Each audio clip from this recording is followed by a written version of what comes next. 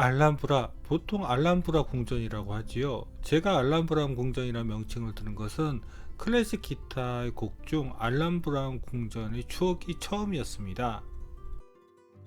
다시 알람브라 궁전의 명칭을 들은 것은 여기에 있는 사자의 샘을 서양 건축사 때 배울 때가 두 번째였습니다. 그리고 그때 처음 알람브라 궁전이 스페인에 있다는 사실을 알게 되었죠.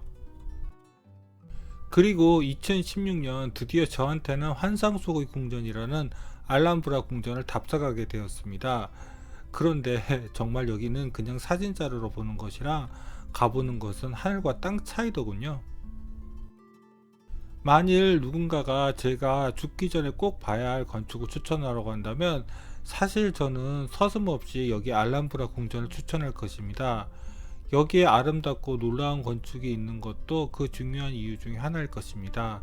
하지만 알람브라는 이런 이성적인 이유 말고도 또 다른 감성적인 끌림이 분명히 있는 장소입니다. 그 알람브라를 소개하는 저는 여러분과 함께 건축의 길을 가는 Cinema C Architecture A Psychoanalysis P 카푸 채널의 앞에입니다. 앞에입니다.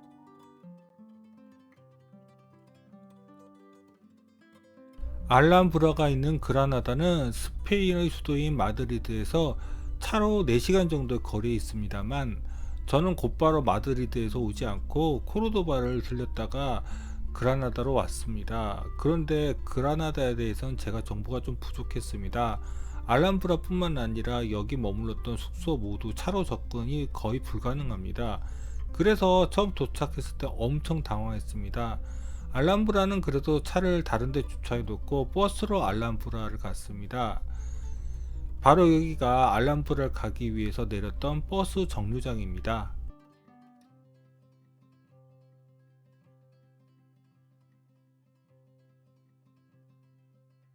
그라나다가 얼마나 운전하기 힘든 도시냐면은 저는 운전하기 힘든 도로가 나오면 그라나다의 길도 운전했다라고 스스로 되뇌입니다. 아참, 그리고 알람브라는 사실 엄청나게 큽니다. 알람브라에는 크게 두 개의 정류장이 있습니다. 하나는 바로 알람브라로 들어가는 입구에 있고 두 번째는 헤나랄리페로 들어가는 입구에 있는 정류장입니다.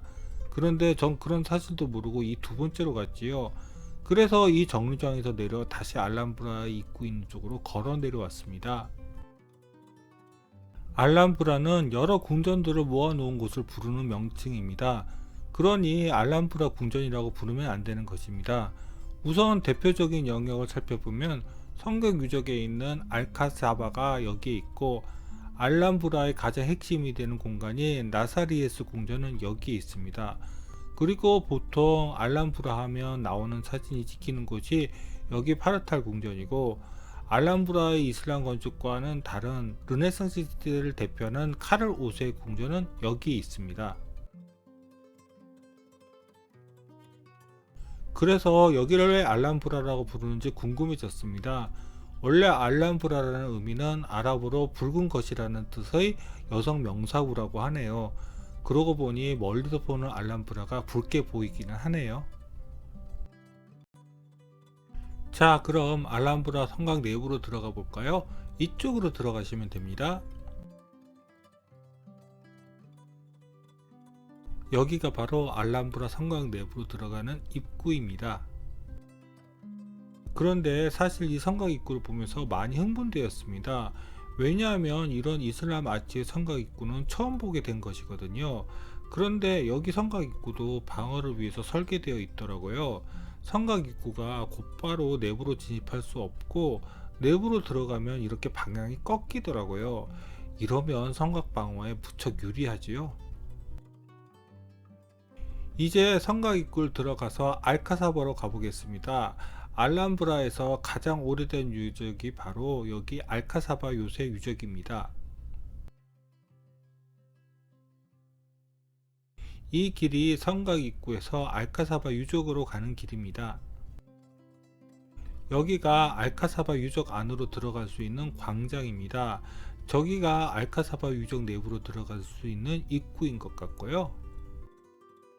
그런데 나사리에스 궁전 답사 예약 때문에 알카사바 유적까지는 들어가 보지 못했습니다. 저기도 올라갈 수 있는 것 같던데요. 좀 안타깝네요. 여름에 나사리에스 궁전 답사는 적어도 2달 전에 온라인 예약을 하지 않으면 여기를 들어가지 못합니다. 그것은 나사리에스 궁전이 좁기 때문에 많은 사람들이 한꺼번에 들어가지 못하기 때문입니다. 그 나사리에스 궁전을 들어가기 전에 파르탈 궁전을 한번 구경해 볼까요? 바로 여기가 파르탈 궁전입니다. 여기를 세운 사람은 무하마드 3세이고 14세기에 지어졌다고 하네요. 저기 보이는 건물은 숙녀의 탑이라고 하는 건물입니다. 저기 위로 올라갈 수도 있는 것 같은데 저는 못 올라갔네요. 여러분들은 꼭 올라가 보세요. 자, 그럼 이제 나사리에스 궁전으로 들어가 보겠습니다. 여기 답사는 답사 시간 전에 꼭 도착해 있어야 합니다. 만일 그 시간대가 지나가면 절대 못 들어가는 것으로 알고 있습니다. 이쪽이 바로 대기 장소입니다.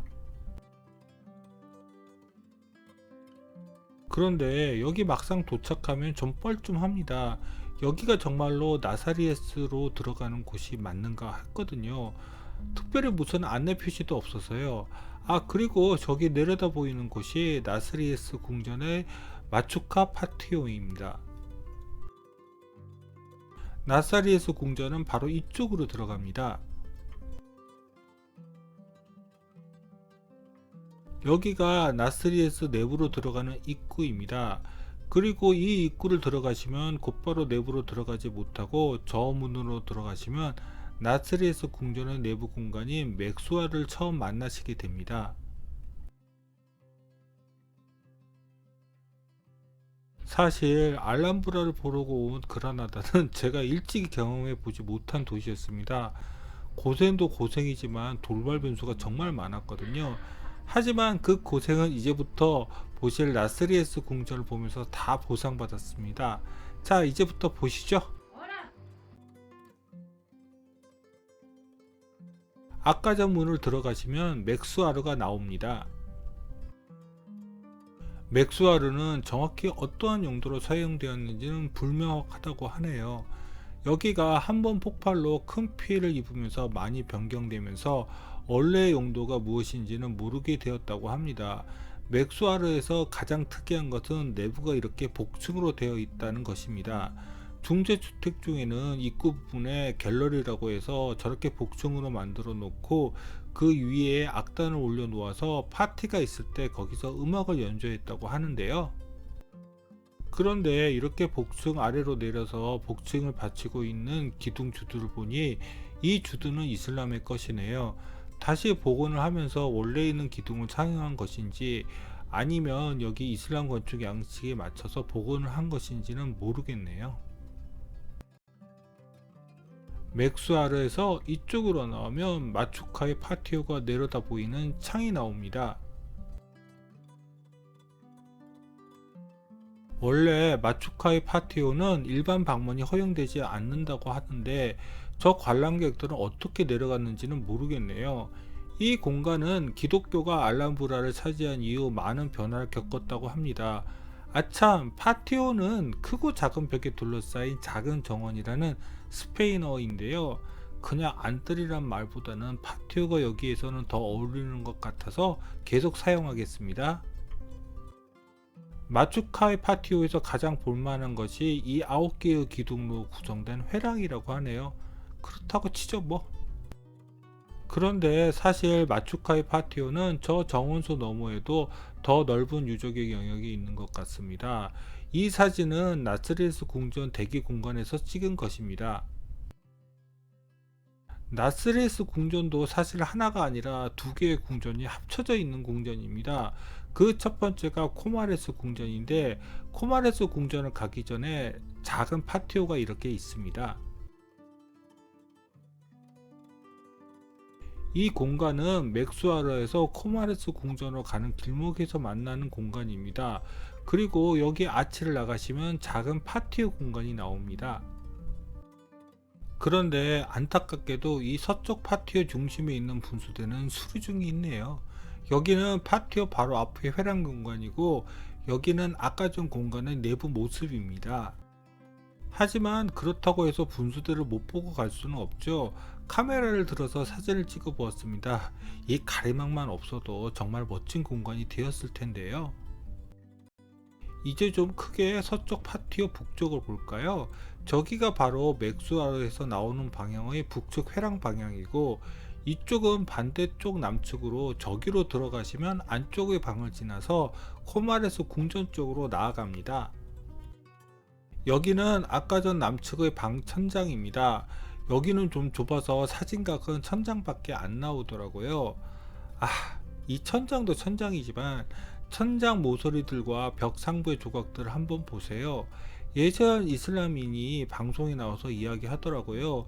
우리는 저것이 다 조각처럼 보이는데 사실 저것이 다 이슬람어 글자라고 하더군요. 그러니까 우리로 치자면 한글 벽에 저렇게 가득 조각해 놓은 것과 마찬가지랍니다. 자, 그럼 이제 코마레스 궁전으로 가보겠습니다. 코마레스 궁전은 아까 전 말씀드린 것처럼 이쪽 방으로 들어가 이쪽으로 이렇게 나오면 코마레스 궁전의 어레이네의 파티오가 나옵니다. 처음 코마레스 궁전 쪽으로 나와서 코마레스 궁전의 북쪽을 바라볼 것입니다. 저쪽 회랑 안쪽으로 들어가는 입구가 하나 보이시죠? 거기에는 코마레스 궁전의 중심이라고 할 수 있는 대사의 방이 있습니다. 그리고 코마레스 궁전에서 놓치지 말아야 할 것은 어레이네의 파티오입니다. 여기 수공간을 보시면 파르탈 궁전의 숙녀의 탑 앞쪽의 수공간이 떠오르시죠? 저는 제가 돈을 내고 여길 들어와서 그런지 어레이네의 파티오가 더 멋진 것 같습니다. 헤헤. 이쪽으로 와서 코마레스 궁전의 서쪽과 남쪽을 보겠습니다. 저기가 아까 전 서쪽 파티오에서 방을 거쳐서 코마레스 궁전으로 들어오는 입구입니다. 아, 그리고 어레이네의 파티오의 남쪽 방향 모습도 한번 봐야겠지요. 그런데 저쪽에 보이는 건물은 들어갈 수 없습니다.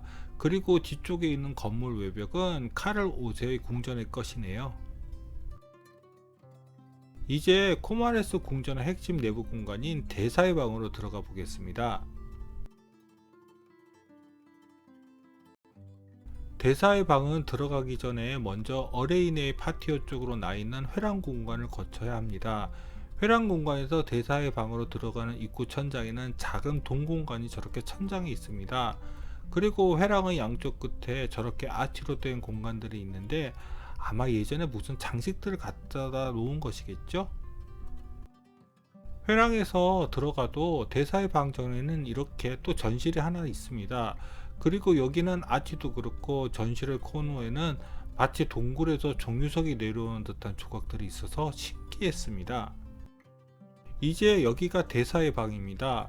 여기에는 벽에 각각 3개의 아치가 있고 뒤쪽에 트윈 발코니가 있습니다. 여기도 벽에 조각된 것이 무슨 도형이 아니라 다 이슬람의 시라고 하더군요. 그리고 대사의 방 위의 천장이 이슬람 파라다이스의 7천국을 표현하는 것이라고 하는데요. 글쎄요, 제 눈에는 엄청 복잡한 기하학적 무늬들로 밖에는 느껴지지 않습니다. 자, 이제 그 유명한 사자의 궁전으로 가야겠지요. 사자의 궁전은 어레인의 파티오에서 이쪽 공간으로 가셔서 이쪽으로 가셔야 합니다.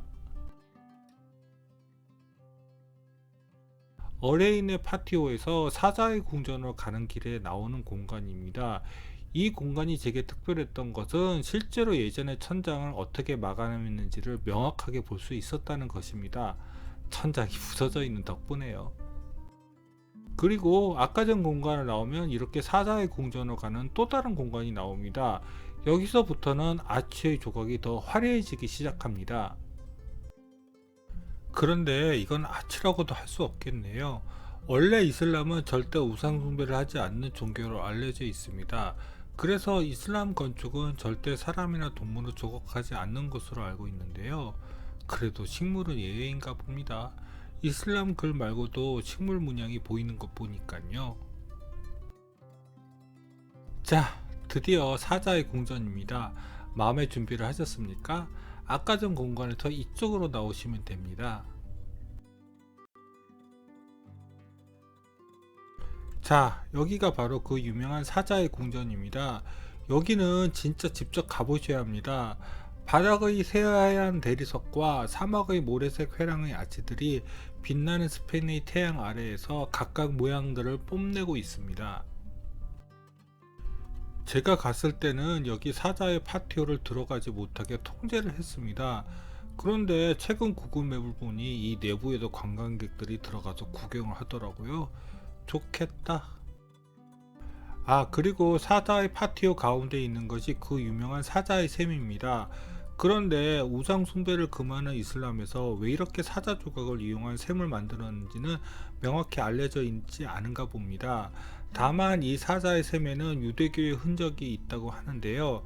그래서 사자 조각이 12마리라서 이스라엘의 12지파를 상징한다고 추측하기도 한다네요. 그리고 사자의 파티오 동서 양쪽에는 두 개의 파빌리온이 서 있습니다. 이 파빌리온은 베두인 텐트에서 모티브를 따왔다고 하네요. 이 파빌리온에는 양쪽 모두 내부에 사자의 샘으로 이어지는 작은 물길과 분수가 있고, 또 안쪽에는 이렇게 목재로 만든 나무 돔이 있습니다. 여기는 사자의 파티오를 둘러싸고 있는 회랑 공간들입니다. 정말 아름답지 않나요? 이런 사진으로 여기의 공간을 다 설명할 수가 없네요. 사실 고딕의 포인티드 아치의 기원이 이슬람 건축으로 보는 사람들이 많이 있습니다.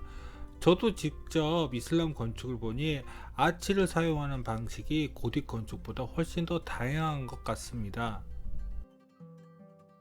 사자의 궁전에는 3개의 중요한 공간이 있습니다. 먼저 첫 번째로 왕의 전당으로 가보겠습니다. 왕의 전당은 크게 3개의 영역으로 나눠져 있습니다. 그리고 각 공간의 천장은 이렇게 디자인되어 있지요. 그런데 저 천장은 어떻게 계산해서 저런 조각들을 할 수 있는 것일까요? 이슬람 건축가들은 예술가이기보다는 수학자가 아닐까요? 그리고 나눠진 3개의 천장은 또 이렇게 다른 면적에 맞게 저렇게 조각을 해 놓았더라고요.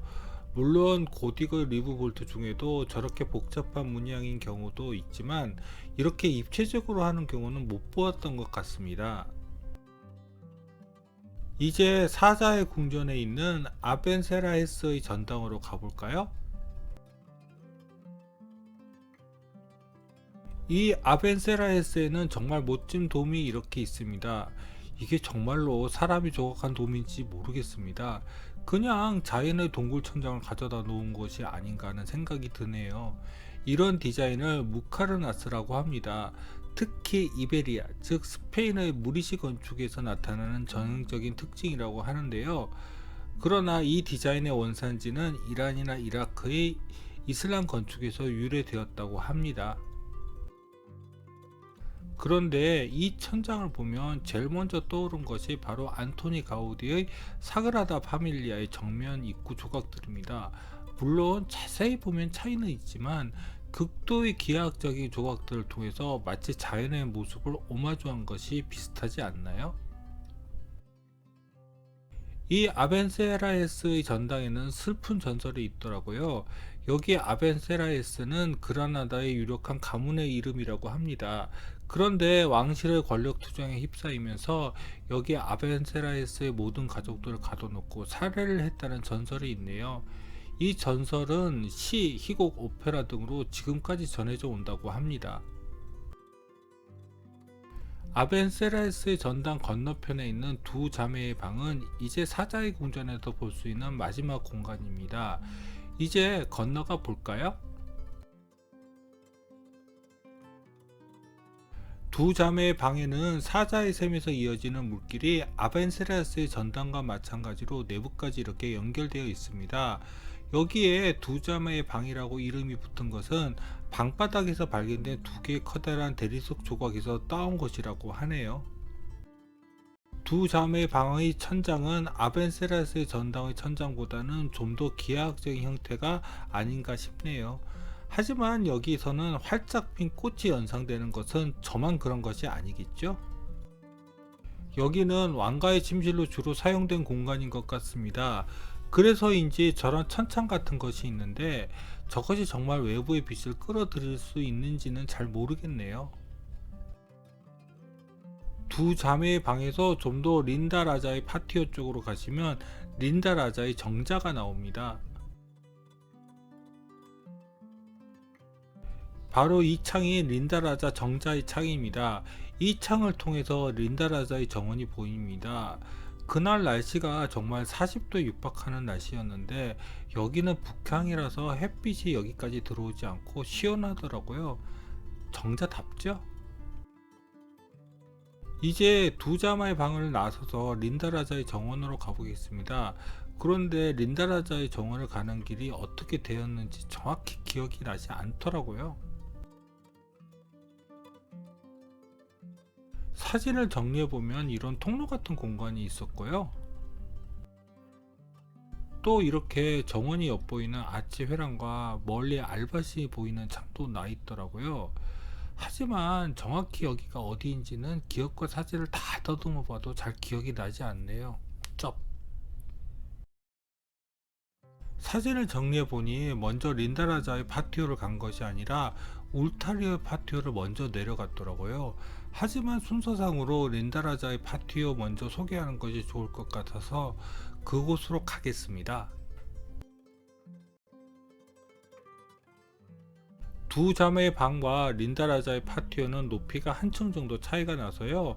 이 뷰는 린다라자의 정자에서 울타리의 파티오 쪽으로 가는 회랑에서 이렇게 위에서 아래로 내려다본 곳이었습니다. 나중에 울타리의 파티오로 내려가서 그 다음으로 린다라자의 파티오도 들어가 볼 수 있었습니다. 그런데 여기 정원은 이슬람식 정원이라기보다는 바로크적인 조경으로 보이던데요. 실제로 여기 중앙의 분수가 1626년에 만든 것이라고 하니 이 정원의 이슬람 조경도 나중에 바뀐 것이겠죠.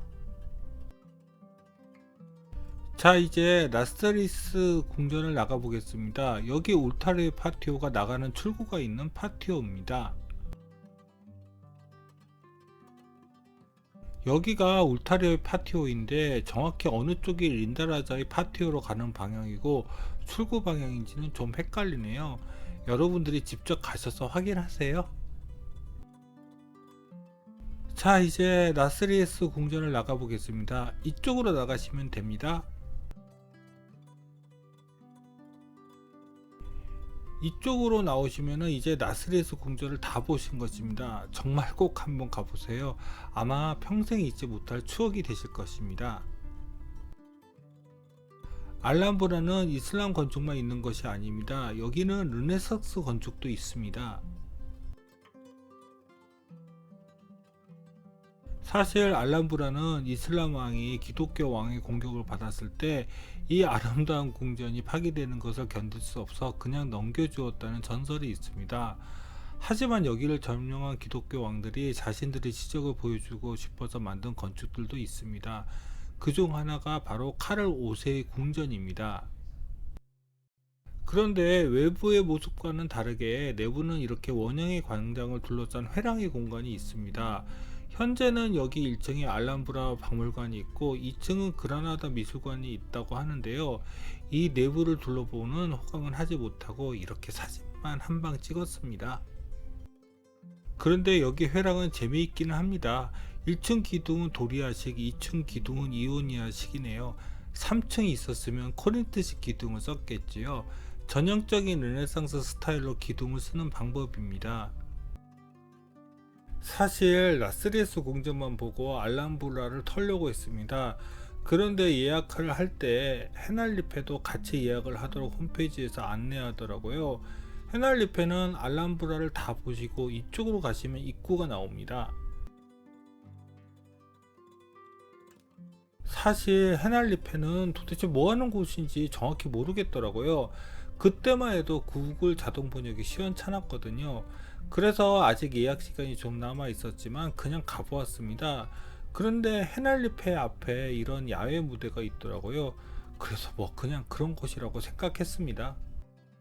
그리고 여기가 헤날리페로 들어가는 입구입니다. 그냥 정원수만 심어져 있을 뿐 뭐 볼 게 있었나 싶었습니다.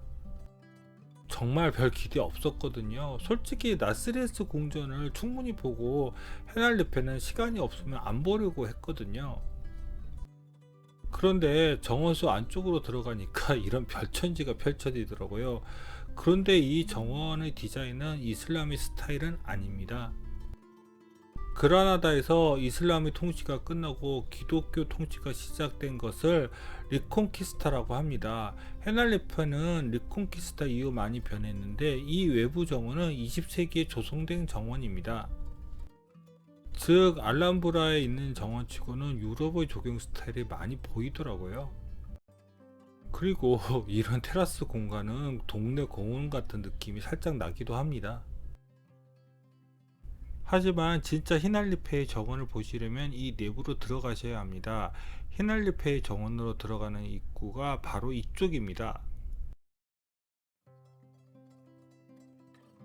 헤날리페의 외부 정원에서 헤날리페로 내로 들어가기 전에 이렇게 과거 헤날리페의 건물 유적들을 볼 수 있도록 되어 있습니다. 그 유적들을 지나서 아래로 내려오면 이렇게 헤날리페의 건물들이 보입니다. 헤날리페의 입구는 이중으로 되어 있습니다. 이곳이 가장 외부에 있는 입구이고 가장 안쪽의 입구는 저것입니다. 이 입구를 들어오시면 가장 먼저 보이는 것이 바로 여기 수로의 파티오입니다. 헤날리페의 가장 멋진 공간이 바로 이 수로의 파티오입니다. 여기 분수들은 모두 자연적으로 분수가 작동될 수 있도록 설계되어 있다고 하네요. 정말 멋지지 않나요? 사실 이런 식의 분수 정원은 이탈리아에 가면 많이 볼 수 있는데요. 그런데 헤날레페의 뜻 중에는 건축가의 정원이라는 뜻도 있다고 하네요. 이런 건축가의 정원이면 찬성합니다. 히날리페는 별장으로 만든 곳으로 추정되고 있습니다. 일종의 시골 별장이에요. 지금 헤날리페는 1417년에 완성된 것으로 보이지만 원래는 11세기 말 무하마드 2세나 3세 때부터 존재했던 것으로 추정된다고 합니다. 수로의 파티오 북쪽 끝에 있는 건물은 로얄홀이라는 뜻의 살라 레지아가 위치하고 있습니다. 그런데 스타일이 나스리에스 궁전의 회랑들과 비슷해 보이죠? 로얄홀 내부입니다. 여기도 나스리에스 궁전을 보지 않았다면 감탄을 터뜨렸을 텐데요. 이 정도는 이제 감동이 오지 않네요. 수로의 파티오 옆에는 술타나의 파티오가 위치하고 있습니다. 이쪽으로 가시면 됩니다. 그런데 수로의 파티오도 그렇고 술타나의 파티오도 그렇고 원래 이슬람의 조경보다는 르네상스적인 성격이 더 강하게 나타나는 것으로 보이네요. 시간적인 여유가 더 있었다면 헤날리페를 좀 더 찬찬히 살펴보는 것도 좋았을 것 같다는 생각이 이 사진들을 보면서 드네요. 이제 헤날리페를 나가볼까요? 헤날리페를 나가는 길은 술타나의 파티오 남쪽의 저 계단으로 나가면 됩니다. 저 계단을 나와서 이 정원을 가로질러서 나가면 됩니다. 그런데 여기 무로의 계단이 또 유명하다고 하네요. 그런데 그 사실을 모르고 그냥 패스하고 그냥 이쪽으로 해서 헤날리페를 빠져나왔습니다. 그래서 사진을 찾아보았더니 이런 모습이라고 하네요. 여기를 보고 지나간 게 좀 안타깝네요. 저는 무로의 계단 대신 이 계단을 올라와서 이쪽으로 내려다보고 헤날리페를 빠져나왔습니다. 헤날리페를 빠져나가는 출구의 길은 헤날리페보다 높이 위치해서 이렇게 헤날리페가 내려다 보입니다. 그리고 이렇게 햇빛을 피할 수 있게 덩굴 아치들이 출구의 길을 따라 쭉 이어져 있어서 나름 낭만이 있어 보입니다. 이번 알람브라 소개는 몽샬미셀만큼 길어졌네요. 이왕 소개를 할 거면 여기 그라나다의 알바신에 대해서 소개를 해야겠지요. 조금만 더 참아주세요. 사실 알람브라 답사를 계약했을 때 아무 생각 없이 숙소를 예약했습니다. 그런데 그게 잘한 선택인지 잘못된 선택인지는 지금도 판단이 잘 안 서네요. 바로 여기 알바신에 숙소를 잡았거든요. 이 사진은 알람브라에서 알바신을 바라본 곳입니다.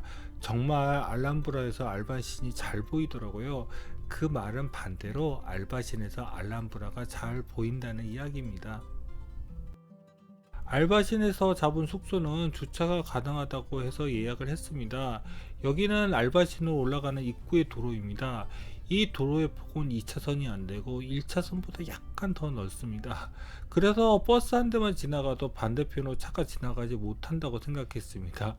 그런데 여기 사람들은 이 길 정도면 충분히 양방향 통행을 차로 하더군요. 그리고 제일 끔찍한 것은 이 도로들이 차도 다니고 사람도 다니는 길이라는 것입니다. 즉 차로와 인도가 구분이 안 되는 것이라는 것이죠.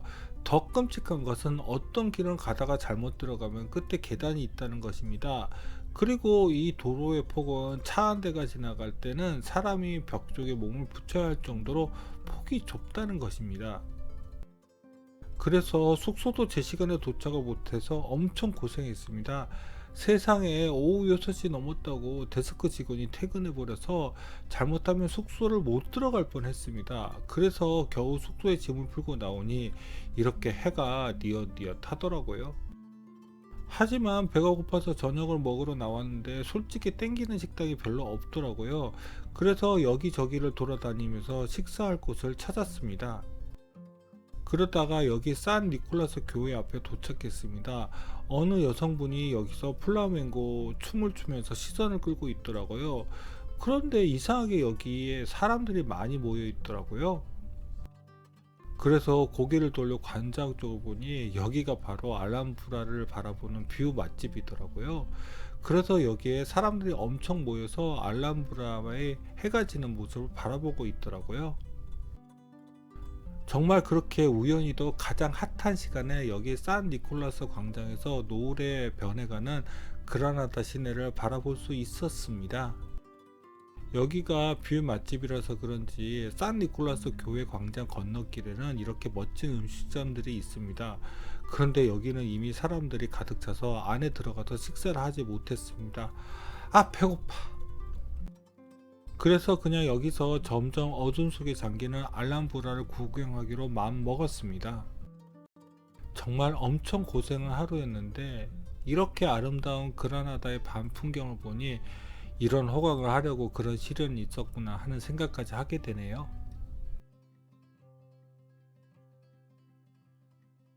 갑작스럽게 이렇게 스페인 전통 건축을 소개하게 된 것은 사실 전 나름대로 사전 포석이 있기 때문입니다. 조만간 안토니 가우디의 건축을 소개할 예정인데 그러기 위해서는 스페인의 이슬람 건축을 소개할 필요가 있다고 판단했거든요. 자, 그럼 구독과 좋아요 부탁드리고 이상 카푸 채널의 아페이였습니다.